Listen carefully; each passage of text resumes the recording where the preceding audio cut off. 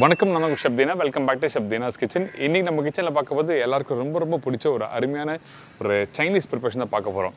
அந்த ரெசிபி என்னன்னா schezwan fried rice, அதுக்கப்புறம் வந்து சில்லி காலிஃப்ளவர், அதாவது சில்லி கோபி சொல்லுவாங்களே. இந்த ரெண்டு ரெசிபி எப்படி ஈஸியான ஸ்டைலில் நம்ம வீட்டில் பண்ணுறது, நம்ம வீட்டில் இருக்க காஞ்ச மிளகா வச்சு எப்படி வேக வச்சு பேஸ்ட் பண்ணி அந்த பேஸ்ட் எடுத்து இந்த ரெசிபிக்கு யூஸ் பண்ணியிருக்கேன்.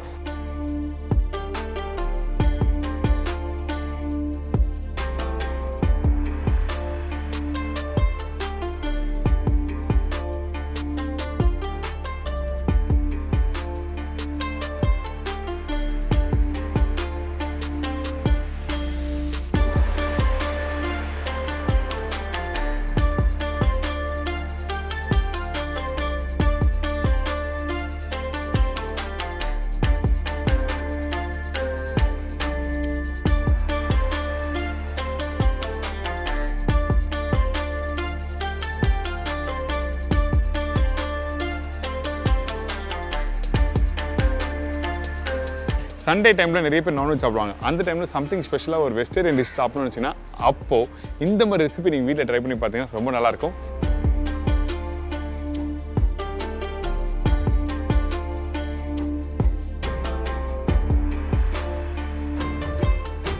இப்போது இந்த ரெண்டு ரெசிபிக்கு தேவையான பொருட்கள் பார்த்தலாமா?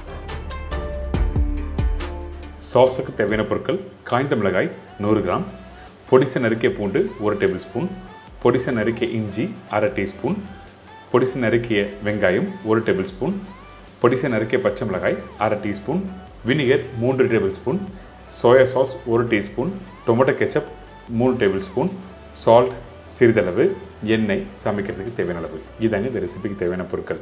ஃபஸ்ட்டு நம்ம என்ன பண்ண போகிறோம்னா, இந்த சில்லி காலிஃப்ளவருக்கும் இந்த ஷேஸ்வான் ஃப்ரைட் ரைஸ்க்கும் பண்ணுறதுக்கு ஒரு பேசிக்கான ஒரு சாஸ் வேணும். அதனால் நம்ம வீட்டில் இருக்க காஞ்ச மிளகாய் வச்சு எப்படி இந்த சாஸ் பண்ணுறது ஃபஸ்ட் நம்ம பார்த்துடலாம். இப்போ ஃபஸ்ட்டு நம்ம என்ன பண்ணுறோம், காஞ்ச மிளகா. நம்ம வீட்டில் எல்லார் வீட்டிலும் இருக்க ஒரு பொருள் வந்து இந்த காஞ்ச மிளகா கண்டிப்பாக இருக்கும். ஸோ இந்த காஞ்ச மிளகா தண்ணியில் போட்டு நல்லா ஊற வைக்கணும். குறைஞ்சபட்சம் ஒரு 2 மணி நேரம் நல்லா ஊறின பிறகு எடுத்து பார்த்தீங்கன்னா இந்த மாதிரி இருக்கும்.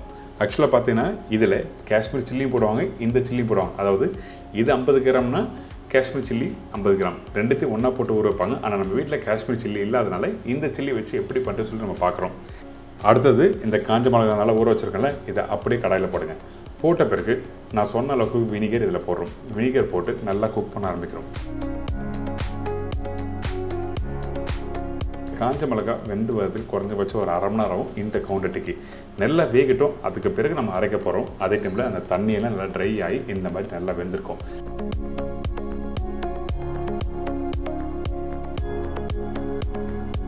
நல்லா பழுத்த காஞ்ச மிளகா மாதிரி இருக்கும் இந்த மாதிரி பார்க்கும்போது. இதுக்கு பிறகு சூடு ஆறின பிறகு மிக்ஸி ஜாரில் போட்டு நல்லா அரைக்க ஆரம்பிக்கிறோம்.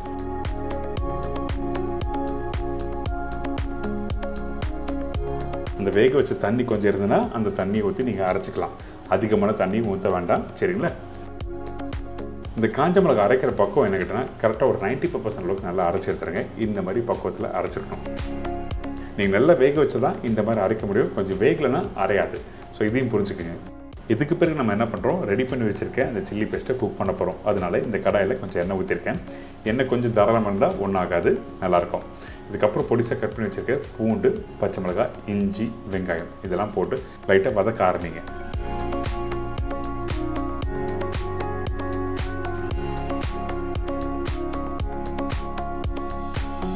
அதுக்கு பிறகு நம்ம என்ன பண்ணுறோன்னா அரைச்சி வச்சுருக்க அந்த பேஸ்ட்டை இதில் போட போகிறோம். தேவையான அளவுக்கு கொஞ்சமாக தண்ணி ஊற்றிக்கலாம். நீங்கள் அதிகமான தண்ணி ஊற்றி குக் பண்ண வேண்டாம். இப்போது இந்த பூண்டு, பச்சை மிளகாய், இஞ்சியோட நல்லா மிக்ஸ் பண்ண ஆரம்பிங்க. மிக்ஸ் பண்ணிட்டு நல்லா கொதிச்சு வர டைமில் நம்ம என்ன பண்ணுறோங்கன்னா இதில் கொஞ்சம் டொமேட்டோ கெச்சப்லாம் போட போகிறோம். அதுக்கு முன்னாடி கொஞ்சம் லைட்டாக கெட்டி ஆகணும். அதுக்கு பிறகு தான் இந்த டொமேட்டோ கெச்சப் போடுறோம். Tomato ketchup, soya sauce, vinegar, உப்பு இதெல்லாம் போட்டு திருப்பி நல்லா குக் பண்ணுறோம்.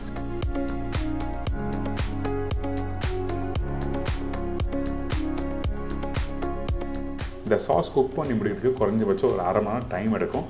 அதுக்கு பிறகு நீங்கள் எடுத்து வச்சுக்கலாம். நீங்கள் வீட்டில் எப்போல்லாம் சில்லி சிக்கன் பண்ணுறீங்க, ஷேஸ்வான் ஃப்ரைட் ரைஸ் பண்ணுறீங்கன்னா அந்த டைமில் இந்த சாஸ் எடுத்து நீங்கள் யூஸ் பண்ணிக்கலாம்.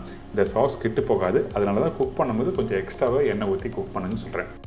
இப்போ இந்த சாஸ் ரெடி ஆகிடுச்சு. அதே டைமில் இந்த சாஸ் எப்படி பண்ணுறது உங்களுக்கு எல்லாருக்கும் தெரிஞ்சிருக்கும். கண்டிப்பாக ட்ரை பண்ணி பாருங்கள். இப்போ இன்னொரு விஷயம் சொல்கிறேன், அந்த சாஸ் வந்து கரண்டிலையும் ஸ்பூன்லேயும் மிக்ஸ் பண்ணும்போது இந்த மாதிரி தான் கெட்டியாக வந்துருக்கணும். இது ரொம்ப இம்பார்ட்டன்ட். தண்ணியாக எடுத்து வைக்கக்கூடாது. சரிங்களா?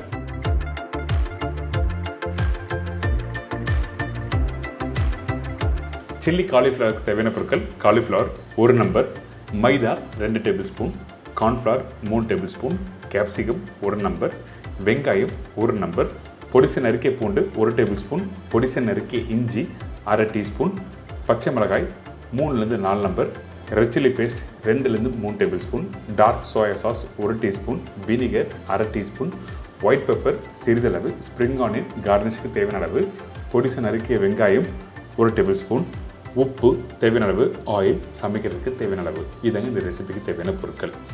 இந்த காலிஃப்ளவரை ஃபஸ்ட்டு க்ளீன் பண்ணணும். நீங்கள் வீட்டில் எல்லோரும் க்ளீன் பண்ணுவீங்க, உங்களுக்கு எல்லாருக்கும் தெரிஞ்சிருக்கும். இருந்தாலும் இன்னொரு வாட்டி சொல்கிறேன், கொஞ்சம் சுடு தண்ணி கொஞ்சம் உப்பு போட்டு க்ளீன் பண்ணி எடுத்து வச்சுக்கோங்க. இந்த மாதிரி ரெசிபிக்கு வந்து மஞ்சத்தூள் போடக்கூடாது. நார்மலாக வந்து நான் மஞ்சத்தூள் போட்டு தான் க்ளீன் பண்ணுவேன். ஆனால் சைனீஸ் ப்ரிப்பரேஷன் பொறுத்த வரைக்கும் மஞ்சத்தூள்லாம் போட்டு வாஷ் பண்ண வேண்டாம். சரிங்களா? இதுக்கப்புறம் கார்ன்ஃப்ளவர் போட்டிருக்கேன், மைதா. நான் சொன்ன குவான்டிட்டிக்கு வந்து கார்ன்ஃப்ளவர் அதிகமாக இருக்கும், மைதா வந்து கம்மியாக இருக்கும். கரெக்டான ரேஷியோவில் சொல்லியிருக்கேன். நீங்கள் கண்டிப்பாக அதே மெத்தடில் ட்ரை பண்ணுங்கள். அதுக்கப்புறம் கொஞ்சம் உப்பு, கொஞ்சம் வினிகர், சோயா சாஸ்.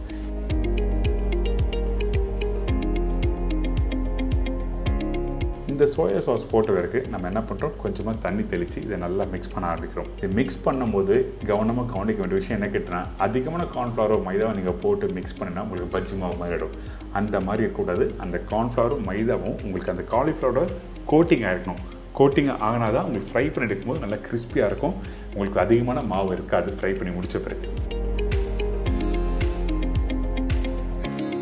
இந்த மாதிரி தான் கரெக்டாக வந்திருக்கும். அந்த காலிஃப்ளவரில் அந்த பேட் வந்து ஒட்டின மாதிரி தான் இருக்கும். சரிங்களா? இதுக்கு பிறகு எண்ணெய் கடாய் நல்லா சூடாக இருக்குது. அந்த எண்ணெய் கடாயில் 1 by 1 போட்டு ஃப்ரை பண்ண ஆரம்பிச்சிருங்க. ஸோ இந்த மாதிரி ஃப்ரை பண்ணி எடுக்கும்போது உங்களுக்கு நல்லா கிறிஸ்பியாக இருக்கும். சில பேருக்கு வந்து இந்த மாதிரி ஃப்ரை பண்ணி எடுத்தாலே சாப்பிட ரொம்ப பிடிக்கும். அதனால் உங்களுக்கு வேணால் ட்ரை பண்ணி பாருங்கள், ரொம்ப நல்லாயிருக்கும். அதுவும் பர்டிகுலராக நம்ம வீட்டில் இருக்க குழந்தைங்க பார்த்தீங்கன்னா இந்த மாதிரி காலிஃப்ளவர் ஃப்ரை பண்ணி கொடுத்தீங்கன்னா காரமே இல்லாமல் சாப்பிட்றதுக்கு ரெடியாக இருப்பாங்க நம்ம வீட்டு குழந்தைங்க.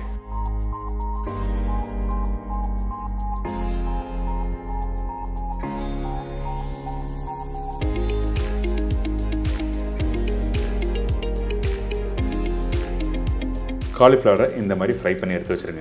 உங்களுக்கு கரெக்டாக அந்த white and golden brown colour வர மாதிரி இருக்கும். அந்த மாதிரி ஸ்டேஜ் வந்துன்னு எடுத்துடணும். அதே டைமில் நல்லா கிறிஸ்பியாக இருக்கணும். ரொம்ப important. Chilli cauliflower, gobi manchurian இந்த மாதிரி ரெசிபிலாம் பண்ணும்போது நல்லா கிறிஸ்பியாக இருந்தாலும் சாப்பிட்றதுக்கு நல்லாயிருக்கும். சாகி ஆகிடுச்சா நல்லா இருக்காது. அதனால் ஃப்ரை பண்ண உடனே நீங்கள் சாஸில் போட்டு டாஸ் பண்ணணும். அதுக்கேற்ற மாதிரி நீங்கள் எல்லாத்தையும் ரெடி பண்ணி வச்சுக்கலாம். இப்போ இந்த காலிஃப்ளவர் ரெடி ஆகிடுச்சு. அடுத்து நம்ம என்ன பண்ணுறோன்னா, சில்லி கோபி ரெடி பண்ணுறதுக்கு ஒரு சாஸ் ரெடி பண்ண போகிறோம். அதில் இந்த கார்ன்ஃப்ளவர் பேட்டர் யூஸ் பண்ணுவோம். அதனால் கார்ன்ஃப்ளவர் வந்து 1 டேபிள் ஸ்பூன் போட்டிருக்கேன். கொஞ்சமாக தண்ணி ஊற்றி நல்லா கரைச்சிருங்க.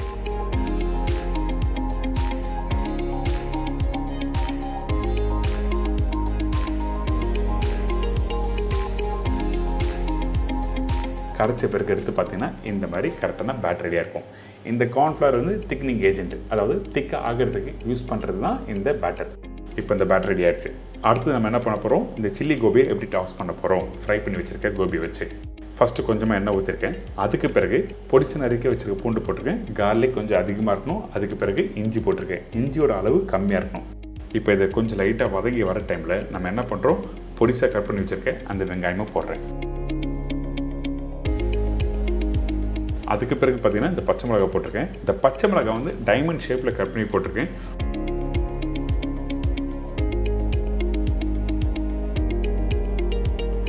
இதுக்கு பிறகு பார்த்தீங்கன்னா இந்த குடமிளகா. இந்த குடமிளகா வந்து டைமண்ட் ஷேப்பில் கட் பண்ணி வச்சுருக்கோம். நீங்கள் க்யூப்ஸாகவும் கட் பண்ணி போட்டுக்கலாம். அதே டைமில் கேப்சிகம் வந்து 3 கலர் இருக்குல்ல, அதாவது பெல் பெப்பர்ஸ் எல்லோ ரெட் இருக்குல்ல, அதையும் நீங்கள் போட்டுக்கலாம். கலர்ஃபுல்லாக சாப்பிடணும்னு நினச்சிங்கன்னா. இதுக்கு பிறகு வெங்காயம் கட் பண்ணும்போது இந்த மாதிரி க்யூப்ஸாக கட் பண்ணி எடுத்துக்கோங்க. அதாவது சைஸை பொறுத்து 1/5 இல்லை 1/6 கட் பண்ணினா உங்களுக்கு அதுக்கேற்ற மாதிரி வந்து இந்த க்யூப்ஸ் கிடைக்கும். இந்த வெங்காயம் கேப்சிகம்லாம் போட்டு ஜஸ்ட் லைட்டாக டாஸ் பண்ணுங்கள். அதுக்கப்புறம் நம்ம ரெடி பண்ணி வச்சுருக்கேன் சில்லி பேஸ்ட்.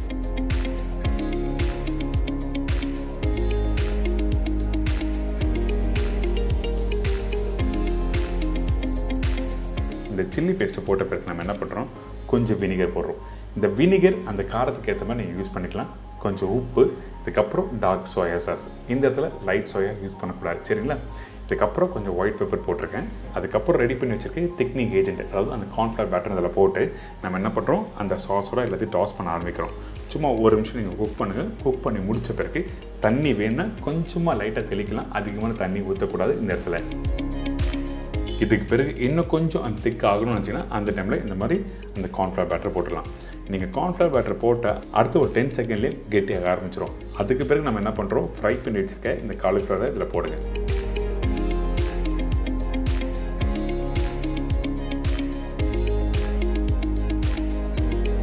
அதே டைமில் கொஞ்சம் ஸ்ப்ரிங் ஆனியன் போட்டு பேன் டாஸ் பண்ணுறோம். டாஸ் பண்ணும்போது உங்களோட அடுப்பு வந்து ஹை ஃப்ளேமில் இருக்கணும். அப்போ தான் அந்த சாஸ் அந்த காலிஃப்ளவர் எல்லாமே நல்லா மிக்ஸ் ஆகும். அதே டைமில் மிக்ஸ் பண்ணுற பக்கம் புரிஞ்சுக்கங்க, உங்களோட கரண்டி வந்து நடுப்பகுதியில் இருக்கணும். இன்னொரு கையில் வந்து அந்த கடையை லைட்டாக ஷேக் பண்ணும்போது அந்த கரண்டி நடுப்பகுதியில் இருக்கும்போது எல்லா சாஸும் அந்த காலிஃப்ளவர் எல்லாம் மிக்ஸ் ஆகி இந்த மாதிரி வரும். இன்றைக்கி நம்ம சேனலில் ஒரு அருமையான சில்லி காலிஃப்ளவர் எப்படி பண்ணிட்டு சொல்லி கொடுத்துருக்கேன், அதாவது சில்லி கோபி.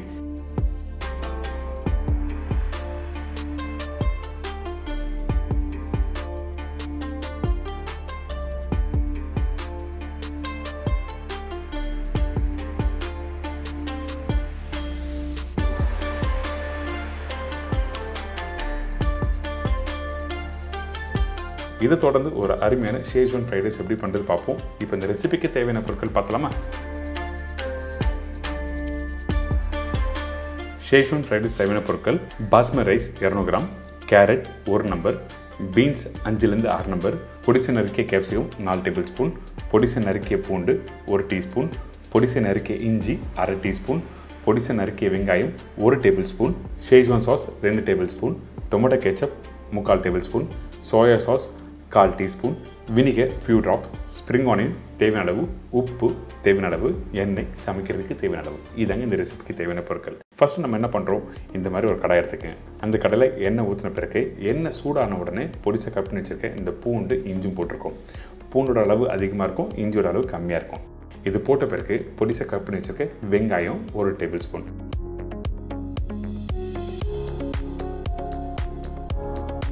அதிகமான வெங்காயம் வேண்டாம் இந்த மாதிரி ரெசிபி பண்ணுறதுக்கு. அதிகமாக வெங்காயம் இருந்தால் அந்த ரைஸ் ப்ரிப்பரேஷன் வந்து டேஸ்ட் மாறும், அதே டைமில் ஃப்ளேவரும் மாறும். இதுக்கப்புறம் பொடிச்ச கட் பண்ணி வச்சுருக்க குடமிளகா போட்டிருக்கேன்.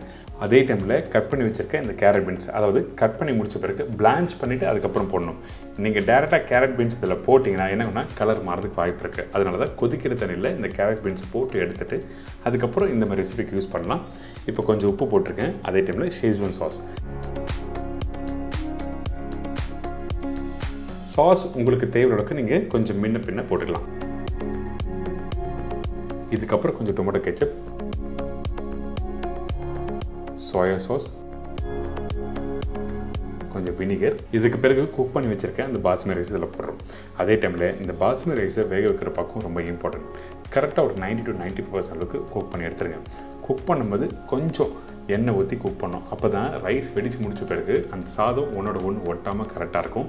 இப்போ ரைஸ் பாயில் பண்ணுறது உங்களுக்கு புரிஞ்சிருக்கும். இதுக்கப்புறம் நம்ம என்ன பண்ணுறோம், அந்த சாதமும் இந்த சாஸில் போட்டிருக்கோமா, சாஸில் போட்ட பிறகு இந்த மாதிரி நல்லா மிக்ஸ் பண்ணுங்கள். மிக்ஸ் பண்ணுற பக்கம் நான் இன்னொரு வாட்டி சொல்கிறேன், உங்களோட கரண்டி வந்து நடுப்பகுதியில் இருக்கணும். கடாயை வந்து இன்னொரு கையில் பிடிச்சி நீங்கள் ஷேக் பண்ணும்போது அப்போ என்ன ஆகுதுன்னா அந்த சாஸ் அதுக்கப்புறம் ரைஸ் வெஜிடபிள்ஸ் எல்லாம் மிக்ஸ் பண்ணி கரெக்டாக வந்திருக்கும்.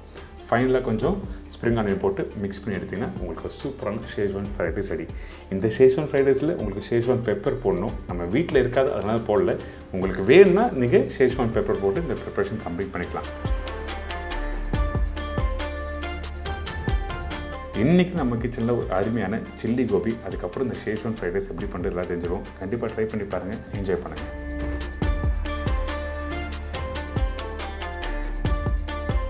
எனக்கு இந்த 2 ரெசிபி எப்படி பண்ணுறது எல்லாம் தெரிஞ்சிருக்கோம். கண்டிப்பாக ட்ரை பண்ணி பாருங்கள். இந்த சில்லி காலிஃப்ளவர் முக்கியமாக நீங்கள் வீட்டில் ப்ரிப்பரேஷன் முடிச்ச பிறகு சூடோட சாப்பிட்டா ரொம்ப நல்லா இருக்கும். சில பேர் ப்ரிப்பரேஷன் முடிச்ச பிறகு 1 மணி நேரம் இல்லை அரை மணி நேரம் கழிச்சு சாப்பிடும்போது என்ன ஆகுதுன்னா அந்த காலிஃப்ளவரோட அந்த க்ரன்ச்சியான அந்த மசாலா டாஸ் பண்ணி எடுத்துகிட்டு போகும்போதுலாம் அந்த டேஸ்ட்டு ப்ராப்பராக எக்ஸாக்டாக கிடைக்காது. சூடோட சாப்பிட்டா தான் அந்தளவுக்கு சூப்பராக இருக்கும். அதனால தான் இன்றைக்கி இந்த ரெசிபி கொடுத்துருக்கேன். கண்டிப்பாக ட்ரை பண்ணி பாருங்கள், எல்லாருக்கும் ரொம்ப பிடிக்கும். இதே மாதிரி நாளைக்கு இன்னொரு சூப்பர் ரெசிபி சந்திக்கிறேன். நன்றி, வணக்கம், see you, bye, take care.